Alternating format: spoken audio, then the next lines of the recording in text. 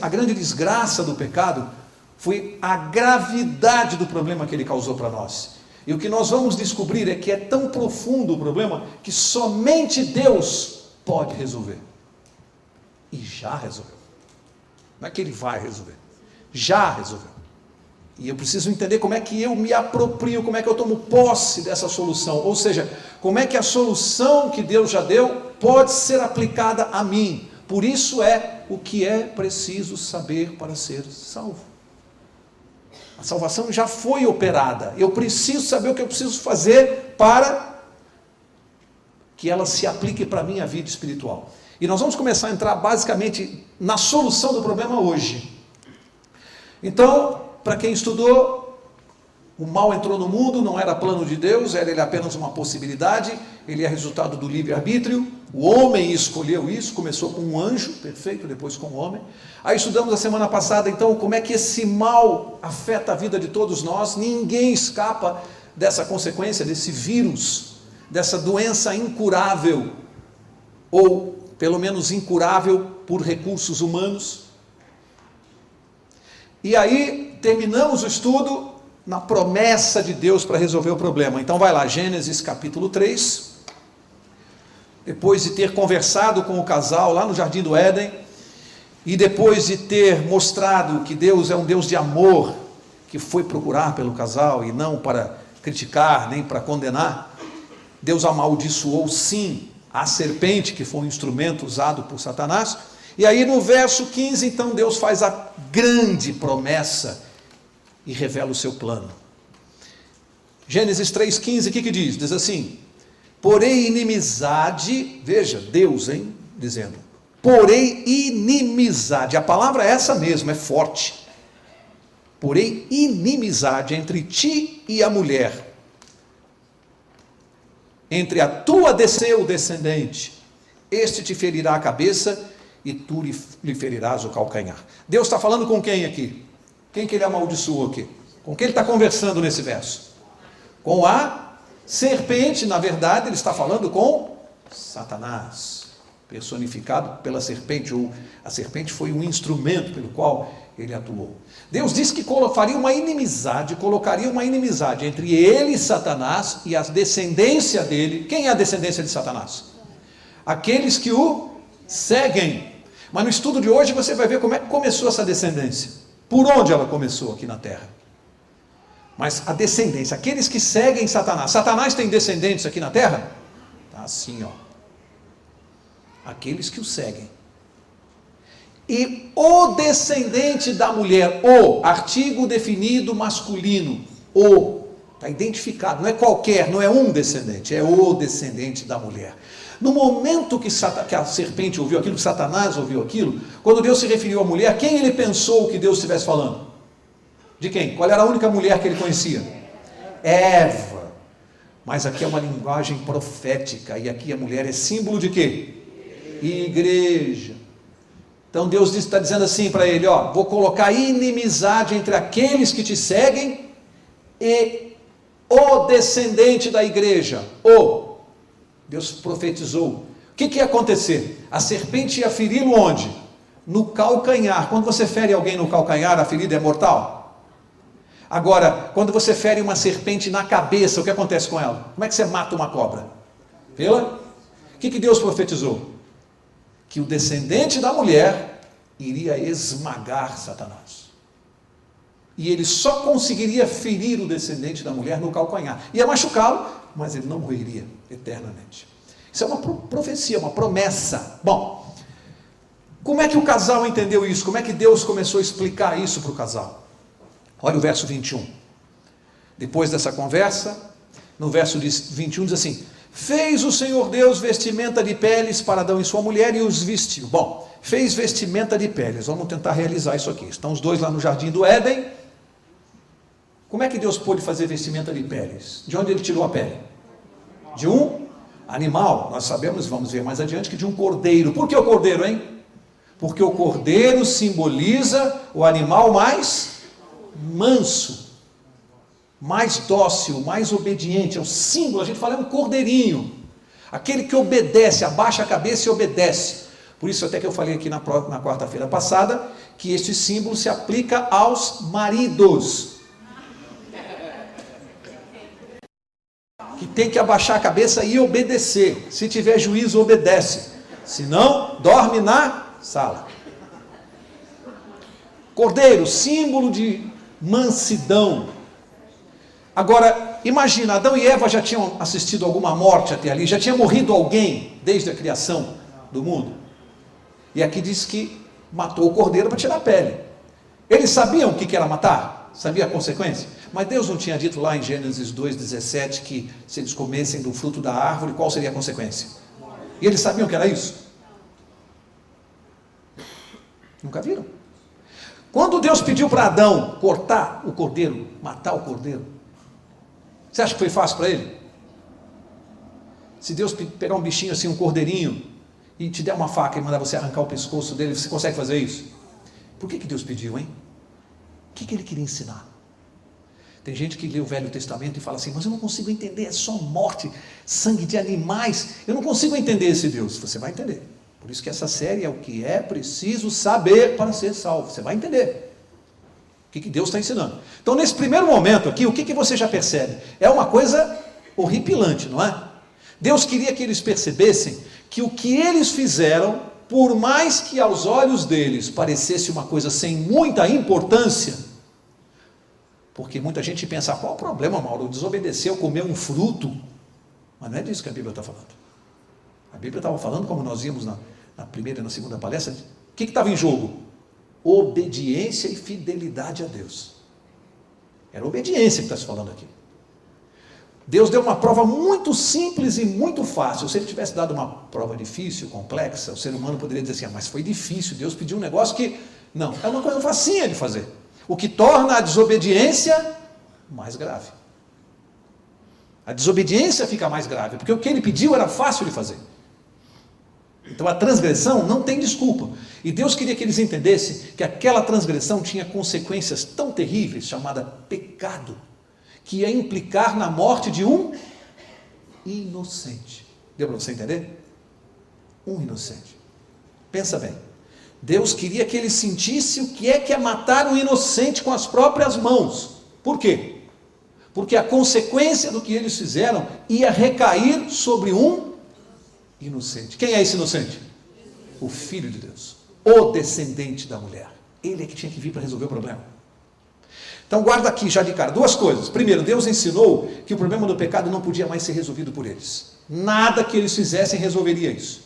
O problema tinha que ser resolvido pelo próprio Deus na pessoa do seu Filho, que viria ao mundo para morrer, pagar a consequência da desobediência da lei. O casal tinha que entender isso. E eu tenho que entender que cada vez que eu cometo um erro, um inocente vai pagar pelo que eu fiz. No conceito humano isso parece injusto. Mas no conceito de Deus, Ele quer que a gente entenda a gravidade do pecado. Agora você imagina, a cada dia eles tinham, se cometessem pecados, eles tinham que trazer o cordeirinho que tinha que ser perfeito, sem nenhum defeito. Por quê? Porque o verdadeiro Cordeiro de Deus tinha defeito, tinha pecado? Não tinha nenhum defeito. Então o cordeiro tinha que ser perfeito. Eles tinham que confessar o seu pecado sobre a cabeça daquele cordeiro e matar o cordeiro. Então imagina, durante o dia o cara ia pensar, Adão ia pensar em fazer uma besteira, e ele tinha que pensar assim, puxa vida, hein? Mas isso que eu estou pensando em fazer, no final do dia eu vou ter que matar aquele bichinho ali que não fez nada. Não é para pensar e refletir? Percebe o que Deus está querendo? Que a gente reflita sobre o pecado, porque ele tem consequências. Você começa a entender por que tem tanto sangue, tanta... Deus está querendo que o ser humano entenda a consequência mais grave. Bom, agora avança comigo, capítulo 4, e aqui a gente vai começar a ver. Até aqui você não vê revelado na Bíblia exatamente com detalhes qual era o plano. Apenas a Bíblia, Moisés, o escritor deste livro aqui de Gênesis, apenas diz que eles se vestiram com pele de cordeiro. Mas ele não explica isso aqui, não. Aí chega no capítulo 4, você começa a entender o plano de Deus. Porque Moisés não entrou em todos os detalhes aqui. Por que ele não entrou? Porque para eles aquilo era uma coisa tão clara, explicada por Deus, que ele não perdeu tempo tentando explicar o que já era óbvio para eles. Ele não perdeu tempo com os detalhes, vai ficar muito claro o plano aqui. Aí chega no capítulo 4, você descobre que Adão conheceu Eva, sua mulher. O que é conhecer no sentido bíblico? Ter relações, isso é que é conhecer. Ele conheceu sua mulher. Então, quando a Bíblia, toda vez que fulano conheceu Beltrana, teve relação com ela. Na Bíblia, conhecer, o sentido bíblico de conhecer é manter relação sexual. Tiveram filhos, vários filhos, mas esses dois aqui, vamos ler o verso 1, 4, verso 1. Conheceu Adão a Eva, sua mulher, e ela concebeu e teve a Caim, e disse: alcancei do Senhor um homem. Tornou a dar à luz e teve a Abel, seu irmão. Olha a profissão dos dois. Abel foi o quê? Pastor de ovelhas. Ele foi um pastor. E Caim foi o quê? Lavrador da terra, um agricultor. Então, um irmão cuidava de ovelhas, o outro era agricultor, cuidava da terra. Olha só, ao cabo de dias, ou ao final de dias, trouxe Caim do fruto da terra uma oferta ao Senhor. Aqui que eu quero começar a dizer para você, por que Caim trouxe uma oferta ao Senhor? Por quê? Porque eles sabiam, os dois irmãos, Abel e Caim, tinham aprendido com seus pais o quê? O que Deus ensinou para resolver o problema do pecado. Por isso que ele veio trazer a oferta no final do dia. Isso era uma coisa normal, eles sabiam, o pai ensinou para eles. Olha, filho, agora é o seguinte, para resolver esse problema, pecou, vocês vão ter que pegar esse animalzinho, vão ter que levar ao Senhor no final do dia uma oferta, apresentar o cordeiro, o sangue do cordeiro, simbolizando o Salvador que virá ao mundo para resolver esse problema. O pai ensinava isso para a criança, eles cresceram sabendo disso, os dois irmãos sabiam exatamente o significado e o plano de Deus até aquele momento. Percebem? Isso é importante. Eles tinham plena consciência, embora a Bíblia não tenha se detido nesse detalhe, ambos tinham plena consciência, por isso eles faziam isso. Sabiam o significado, que aquilo era uma ordem de Deus. Então diz aqui que Caim levou uma oferta ao Senhor. Aí no verso 4, preste bem atenção, porque isso aqui é o centro do estudo dessa noite. O verso 4 diz: Abel, o outro irmão, também trouxe dos primogênitos das suas ovelhas e da sua gordura. Atentou o Senhor para Abel e para a sua oferta. Então Deus aceitou as duas coisas: Abel, o ofertante, e a oferta dele. Qual foi a oferta de Abel? Um cordeirinho. Mas para Caim e para a sua oferta não atentou.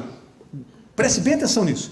Deus não só não recebeu a oferta de Caim, como também não recebeu. E isso é que torna grave a situação. Bom, diz que ele trouxe do fruto da terra. A oferta, então, fica bem claro aqui, qual é a oferta de Abel? Cordeirinho. Foi o que Deus pediu? Cordeiro. Qual foi a oferta de Caim?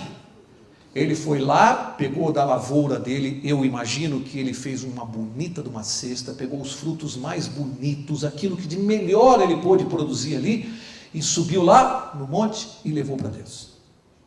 Foi todo feliz com a sua oferta. Só que a Bíblia diz que Deus recebeu Abel e a sua oferta e não recebeu Caim nem a sua oferta.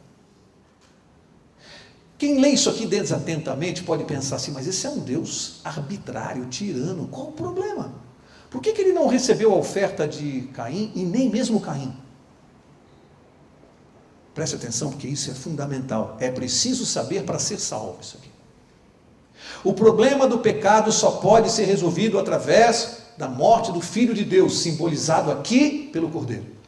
É preciso sangue do animal, porque sangue representa o que na Bíblia?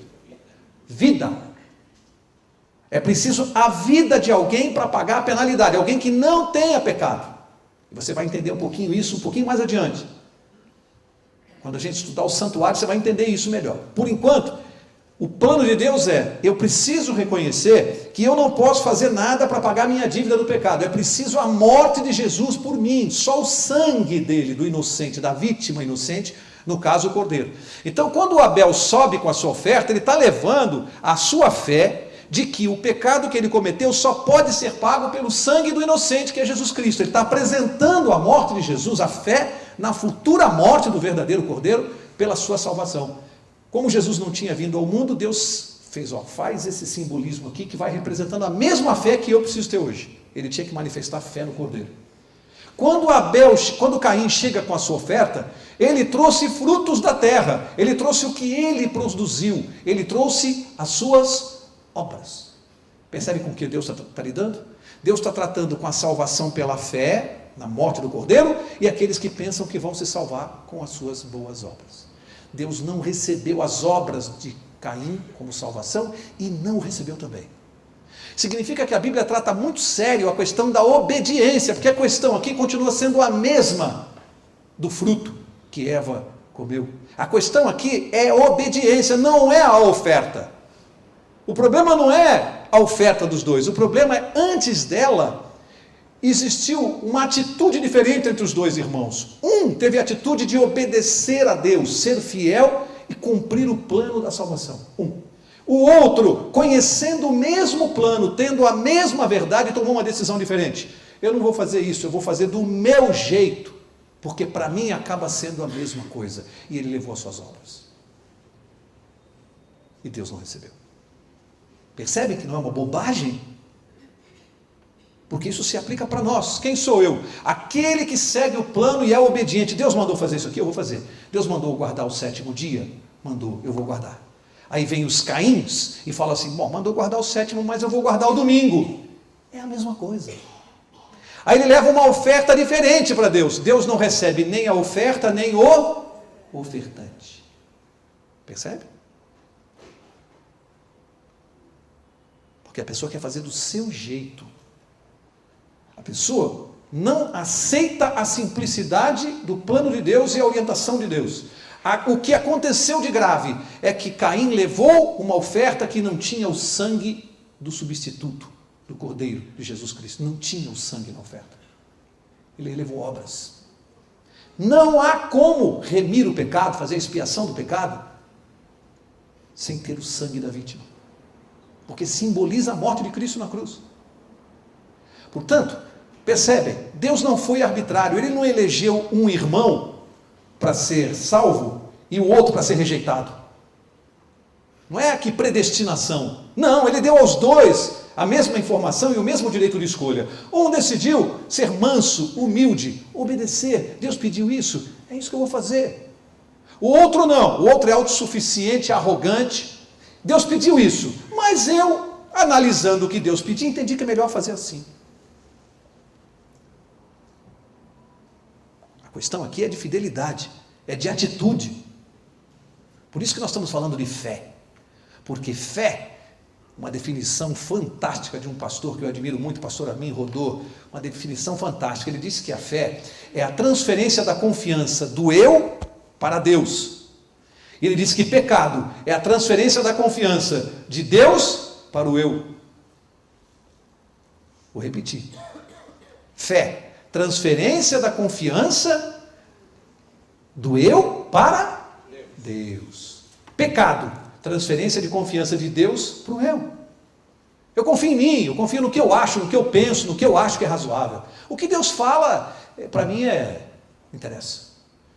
Então aqui, vocês percebem que isso aqui não é uma bobagem que nós estamos falando? Não é questão de que um levou fruto, não, a questão aqui é seríssima, está se tratando do plano da salvação. Se aplica a tudo mais isso aqui, a tudo mais. Ambos conheciam o sistema, ambos estavam sendo provados na sua fé. Adão e Eva foram provados na fé? Foram, sim ou não? E os dois irmãos estavam sendo provados?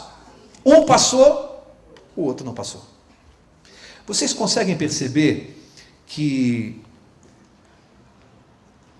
a oferta dos dois irmãos é uma consequência de uma outra coisa?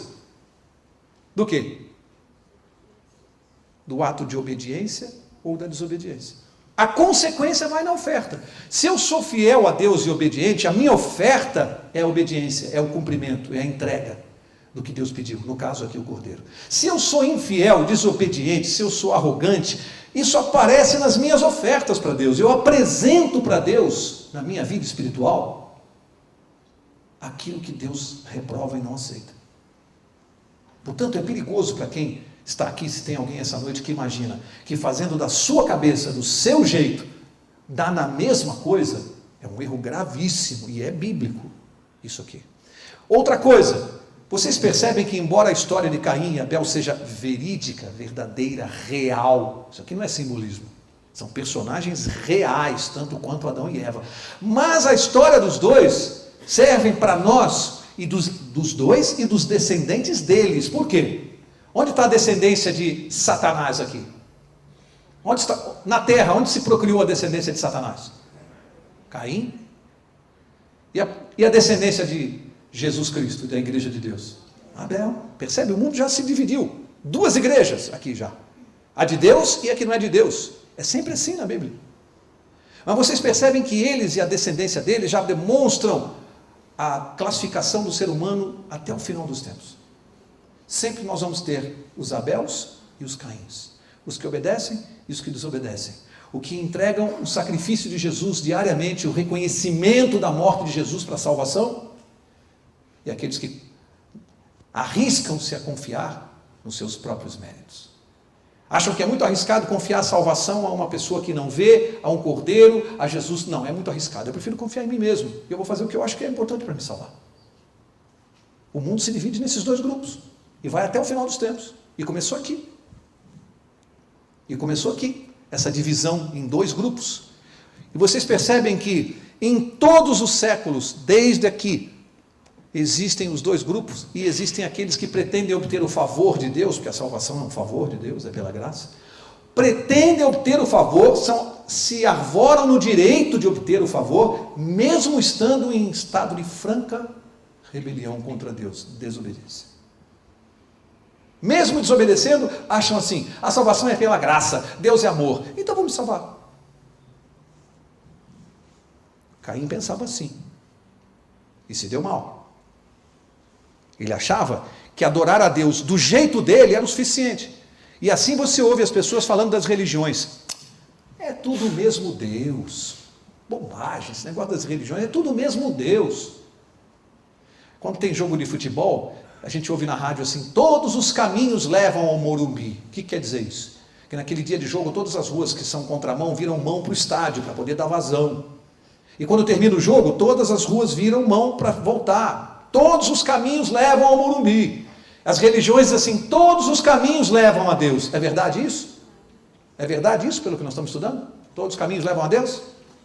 Não é verdade. Não é não. Portanto, a gente tem que ter muito cuidado com isso aqui. Aqui está claro.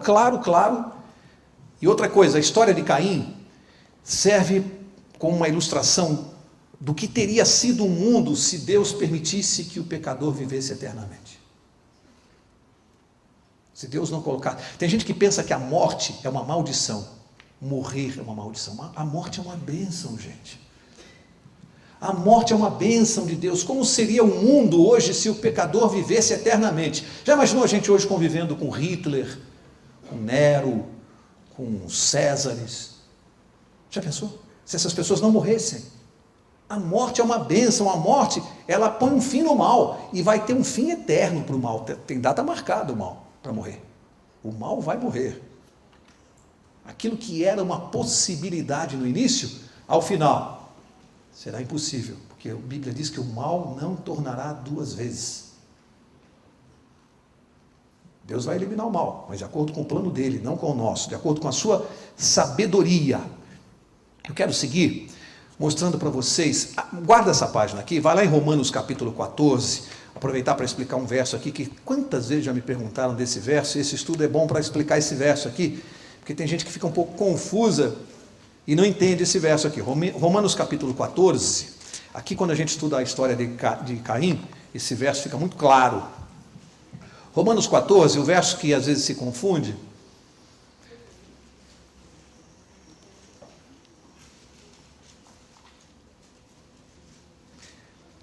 olha só, diz assim, verso 23, Romanos 14, 23, diz assim, mas aquele que tem dúvidas, se come, está condenado, porque não come por fé. O que interessa é essa parte aqui, ó.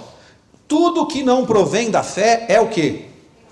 Muita gente já me perguntou isso, Mauro, eu não entendi, como é que é esse negócio que o que não provém da fé é pecado?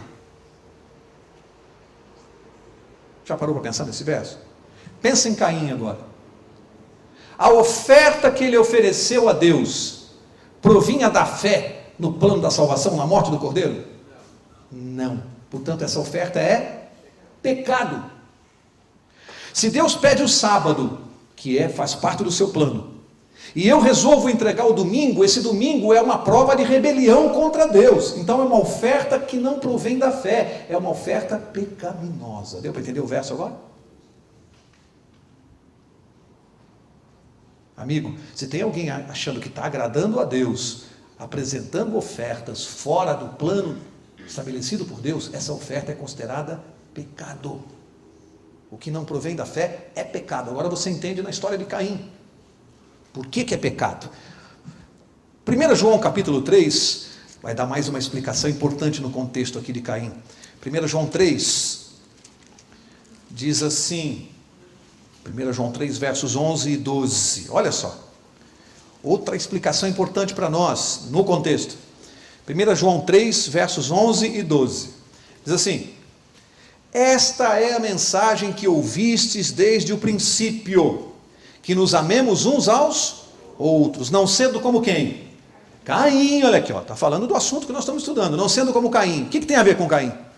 Que era do maligno e matou o seu irmão. E por que o matou? Presta atenção. Porque as suas obras eram más e a de seu irmão justas. Qual é a importância desse verso aqui? Este verso define o que é para Deus, e biblicamente falando, o que são obras más e o que são obras justas. Porque é diferente do conceito humano. Aqui considerou as obras de Caim más, por que razão? Por quê? Porque falou, a dele eram más e a de seu irmão eram. O que define obra má e obra justa, portanto? Obra má, obra justa, é aquela que você apresenta para Deus, como gratificação, como reconhecimento de uma salvação que você já recebeu em Cristo Jesus. Tudo que eu faço em Jesus Cristo, entendendo que Ele pagou por os meus pecados, essas obras que eu apresento em Jesus, Deus considera obras justas. As obras que eu apresento para me salvar, substituindo o sacrifício de Cristo, a Bíblia considera obras más. Vou colocar uma coisa muito delicada para você pensar. Se eu penso que eu vou vir aqui numa outra suposta vida, para ser melhor do que eu sou hoje, para poder me salvar, Deus considera essas obras más ou justas? Por quê? Porque elas não são obras em gratidão pela salvação que eu já recebi. São obras para me salvar. Essas obras são más. Vamos orar pelos irmãos que acreditam nisso, porque estão oferecendo obras más. Justa só é a obra que eu pratico, que Jesus Cristo pratica em mim e eu ofereço a Deus. É a obra reconhecendo nele um único meio pelo qual eu posso ser salvo. Não há nenhum nome entre o céu e a terra pelo qual devamos ser salvos. Atos 4:12. Não há. Portanto, obra justa para Deus é aquela que eu pratico em Cristo Jesus, Ele como meu intercessor. Fora disso, tudo advém do pecado e são obras más. Por mais que eu ache que eu esteja fazendo uma coisa maravilhosa, estou ajudando os miseráveis, estou vestindo o nu, estou fazendo um monte de coisa. Só que se eu fizer isso achando que por isso eu vou me salvar, Deus não recebe estas obras. Se o motivo, o problema da obra má e da obra justa está na motivação. Deu para entender? É o motivo é que define se a minha obra é má ou justa, e não a obra em si. Deu para entender agora? Não é a obra, é o motivo da obra que define para Deus se ela é justa. Eu estou atrasado, quero terminar aqui, porque eu quero terminar hoje de uma maneira diferente. Eu chamei aqui para encerrar, que nós temos que tomar cuidado com uma doença chamada síndrome de Caim. O que é síndrome de Caim, hein? Dentro desse contexto que nós estudamos aqui. É eu pensar que obedecer cegamente a Deus é uma fraqueza. Caim pensava isso do irmão. Devia estar gozando do Abel, né? Vai lá, trouxão, vai lá, trouxa. Vai, bobão. Sobe lá com esse cordeirinho morto, vai. Bobagem isso aí, isso é bobo. Não precisa nada disso não. Ficar matando o cordeiro. Síndrome de Caim. Achar que acreditar em Deus cegamente é sinal de fraqueza humana, de falta de cultura, falta de evolução.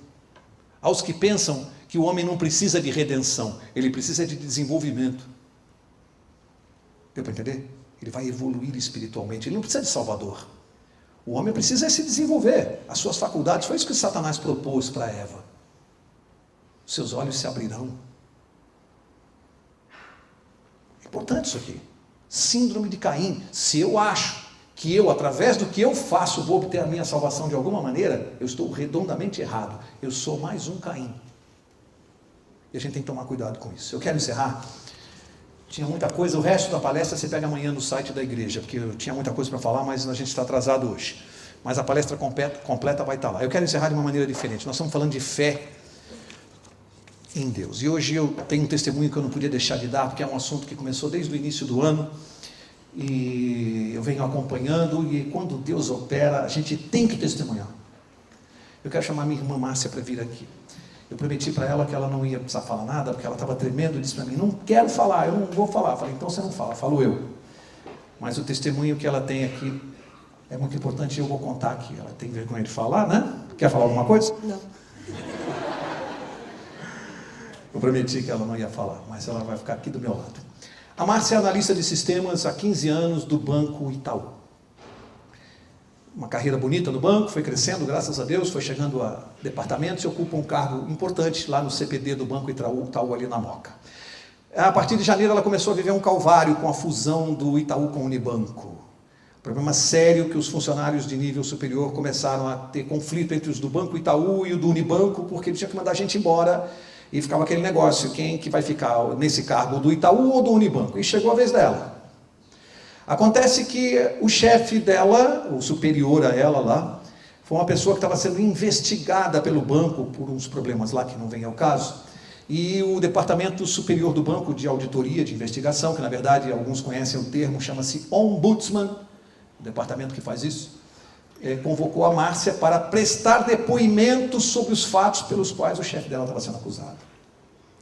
E ela, naquela situação de demissão e tudo, conversou lá com o diretor, dizendo, me tira dessa. Ele falou, não, você tem que prestar depoimento. Fique tranquila, o seu nome será preservado, é sigiloso o processo. Você vai prestar as informações e ninguém tem acesso aos autos. E você é obrigada a prestar informações. Senão, se você se negar, você vai complicar a sua situação. E ela foi lá e teve que dizer a verdade. Toda a verdade, somente a verdade, e falou o que era verdade, o que é certo a respeito dele, o que de fato ela presenciou de coisas erradas. Bom, e começou aí os funcionários a virem, até que vieram vários funcionários do Unibanco, ela é do Itaú, e chegaram as pessoas que tinham o mesmo cargo dela, disputando o cargo com ela. De repente, ela vem a descobrir que o chefe dela tinha conhecido biblicamente a funcionária que estava disputando o cargo com ela, conhecido biblicamente.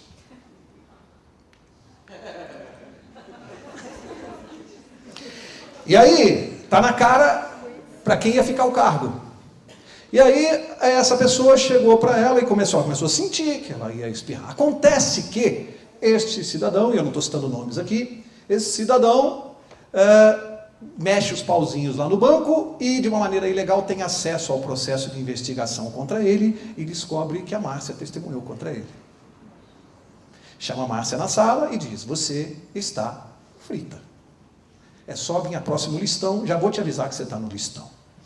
Aí, ela me contando isso, janeiro, fevereiro, tomando remédio, foi passar o carnaval lá em casa, sem exagero, meus pais estão aqui. Ela tomou remédio sexta, sábado, domingo, segunda e terça.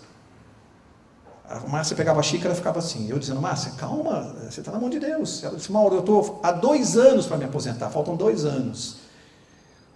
A idade dela não importa, mas ela... Não importa isso. Não importa, Deus faz milagres. Não importa quantos anos ela tem. Ela está há 2 anos para se aposentar. Eu falei que eu não ia falar a sua idade, tá? 2 anos para se aposentar. Ele falou, como é que agora, se eu for mandar embora, como é que eu faço? Como é que eu vou arrumar emprego? Com 3 filhos, separada, enfim, um problema. E chorando, e a gente orando, meus pais orando, e a gente sentindo toda a pressão, porque houve momentos em que essa pessoa que disputava o cargo com ela foi procurar uma outra moça lá do banco, uma outra diretora, e a diretora chamou a Márcia na sala e falou assim, Márcia, não complica, pede demissão. Ela falou, vou pedir demissão, faltando 2 anos, vou abrir mão dos meus direitos. Pede, querida, o banco precisa de gente nova. Legal uma mulher falar isso para outra, né? E aí, ficava cutucando, olhava para ela e dizia assim, você vai chorar, querida? Se quiser um lenço, eu te dou para você chorar. assim. E ela vinha para casa, e todos os dias um massacre. Você não vai pedir demissão? E ela vinha me pedir oração, e os meses foram passando. E a coisa foi complicando, porque esse cidadão descobriu, e aí todo mundo no banco já sabia que ela estava no listão. Bom, chegou o dia do listão, e ela chorava, orando, a família toda orando, e aí chega lá, eram 5 pessoas que iam ser demitidas, isso no mês de março. Chegam lá na hora de ler os 5 demitidos, são lidos 4 nomes, e dizem, um dos nomes bateu no Recursos Humanos, e o Recursos Humanos rejeitou. Foi o da Márcia. Recursos Humanos, mas peraí que a história não acabou. Deus não faz a coisa pela metade. Rejeitou. Ela não entende porquê, não sabe porquê, não consegue. Rejeitou, bateu no Recursos Humanos do banco e voltou, rejeitando a demissão dela para o chefe. O chefe ficou muito doido da vida, e também quis saber o motivo. Acontece que aquele cidadão convidou a Márcia para prestar o depoimento e disse que garantia. Quando viu o nome dela na lista, falou, peraí, tem alguma coisa errada aí. Por que está mandando a moça embora? Será que ele está sabendo de alguma coisa? Foi lá no departamento pessoal e falou assim, segura essa demissão. Não mandou cancelar, mandou segurar, enquanto ele investigasse. Então foram lidos 4 nomes e o dela ficou para investigar. Ia para o mês seguinte. E Deus está trabalhando. E aí a coisa ficou escancarada lá, porque quando o nome dela não passou, o chefe e a outra diretora chamaram e disseram assim, você é o seguinte, passa o serviço para esse funcionário todo aqui, cortaram a internet, computador, imagina, diretora de CPD do banco fica sem computador, sem internet, sem nada. E aí o funcionário subalterno dela tendo que fazer o serviço, e ela lá, e desesperada, não sabia o que fazia, se chorava, porque ficava olhando para o teto, todo mundo trabalhando no banco, e ela sem função, e sendo provocada. Olha a situação, gente. Olha a situação. E aí, o que acontece? Aconteceu coisas de Deus. Aconteceu um problema que, segundo ela, há muitos meses não acontecia no banco, lá no sistema. E o funcionário que estava cuidando no lugar dela não tem experiência, não conseguia resolver. E ela quieta, e o pessoal lá batendo cabeça, e chama fulano, e chama Beltrano, e chama a moça do Unibanco, aquela que conheceu biblicamente. E uma semana e não conseguem resolver o problema, e está dando problema, e está chegando para as instâncias superiores. O que está acontecendo no departamento de vocês aí? Precisa resolver isso aí. E aí o funcionário chegou e falou, só tem uma pessoa que tem experiência para mexer isso aí, tem que falar com a Márcia. E o diretor, nem brincando, chama a Márcia. Falou, mas tem que falar com ela, porque ela é a pessoa que tem condição de mexer nisso aí. Aí chamaram, ela falou, bom, liga a internet, liga todo o sistema, eu preciso com o sistema operando para mexer. Ficou uma semana trabalhando no caso, e o sistema voltou a funcionar. E aí ficou todo mundo, e agora, como é que faz? Como é que faz para resolver esse problema? E ela contou para mim, eu falei, nós sabemos quem está mexendo, eles não sabem, mas nós sabemos. Agora chega essa semana a notícia, que é o que eu tinha que testemunhar para vocês. Aquele diretor que a chamou para prestar o depoimento, olha o que Deus fez. O vice-presidente do Banco Itaú, vice-presidente, chegou na fase de aposentadoria e pediu aposentadoria, vice-presidente do banco. Ele mudando, vem um novo superintendente do Banco Itaú, só que ele muda toda a sua equipe. O novo superintendente. O chefe dela começou a ficar preocupado porque o cargo dele começou a balançar. Ele preocupado. Em vez de ficar mirando na minha irmã, ele começou a se preocupar com ele. Esqueceu minha irmã lá. Deixa, não quero saber de Márcia, eu estou com um problema muito mais sério, deixa a Márcia lá. Aí aquele que foi responsável pela investigação chamou a minha irmã sexta-feira na sala dele e disse assim, Márcia, você aceita vir trabalhar comigo? Olha só. Aceita vir trabalhar comigo? Ela falou assim, claro. Então você vai falar com o superintendente. O superintendente chamou na sala e falou, Márcia, eu estou sabendo de uma situação desagradável, nós não temos prova, não tenho como mexer com aquela pessoa, mas é o seguinte, você vai passar para outro departamento, um outro chefe, só que aqui no banco funciona assim, tem que abrir concursos, os funcionários têm direito, nós vamos abrir concursos, os funcionários vão se candidatar, mas o seu chefe, que é esse aqui, já sabe que você é escolhido, está tudo certo. A questão só depende de uma coisa, é que o seu atual chefe precisa aprovar a sua saída. Bom, todo mundo imagina que ele vai aprovar. Aí o superintendente falou para ela, se ele disser que você não vai sair porque ele precisa de você, eu vou perguntar para ele assim, mas se o senhor precisa tanto dela, por que o senhor não tirou o nome dela da lista de demissão? Então de duas uma, o senhor libera a moça ou tira o nome dela da lista de demissão. E assim, ela passa por um novo departamento, um novo gerente, conhecida pelo vice-presidente do banco, que chegou o caso dela no vice-presidente, e eu pergunto, se isso não é Deus, você explica para mim o que é isso? Se isso não é a mão de Deus. Então, sabe aquele verso quando Jesus disse para Paulo, Paulo, Paulo, por que me persegues? quando alguém mexe ou põe a mão em quem é de Deus, está perseguindo ao próprio Jesus Cristo. Está perseguindo ao próprio Jesus. E mexeram com alguém que é de Deus. E aí, essas coisas que estão acontecendo, estão mostrando para nós que quando Deus põe a mão, nós temos que ter fé. Não adianta se desesperar. Fé. Eu não podia deixar de contar isso para vocês hoje. Quem tinha que contar era ela. Mas ela fica com vergonha de falar em público, mas ela prometeu que agora ela conta tudo. Gente, o pastor vai orar por nós. Eu quis dar esse testemunho, porque nós falamos de fé hoje aqui, e que esse exemplo, que esse episódio da minha irmã possa servir para cada um de nós, para fortalecer a nossa fé. Nós sabemos que o nosso Deus é o mesmo Deus de Abraão, é o mesmo, continua operando, e ai daquele que mexer com os olhos, com a menina dos olhos, né, pastor, como diz a Bíblia, ai daquele que mexer com a menina dos olhos de Deus, que somos nós, ele vira fera.